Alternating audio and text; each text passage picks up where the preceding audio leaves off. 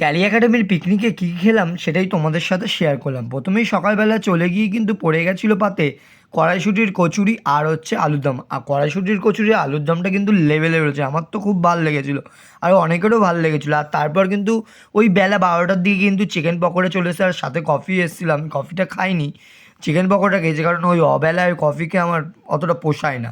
যাই হোক, আর তারপর কিন্তু খাবার টেবিলে বসে গেছি। প্রথমেই কিন্তু পড়ে গেছিলো এগ টেবিল।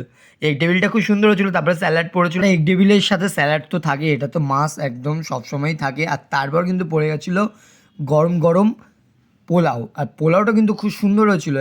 পোলাওয়ের মধ্যে কিন্তু একটুখানি কড়াইশুঁটিও দেওয়া হয়েছিল। আর তারপর পড়ে গেছিলো কিন্তু পনির নবরত্ন, ওফ মানে কি বলবো, আর এটা কিন্তু খুব সুন্দর লেগেছিলো। আর তারপর কিন্তু চিকেন কষা পড়ে গেছিলো, চিকেন কষাটাও খুব ভালো লাগে পোলাওর সাথে, আমার তো খুব ভালো লেগেছিলো।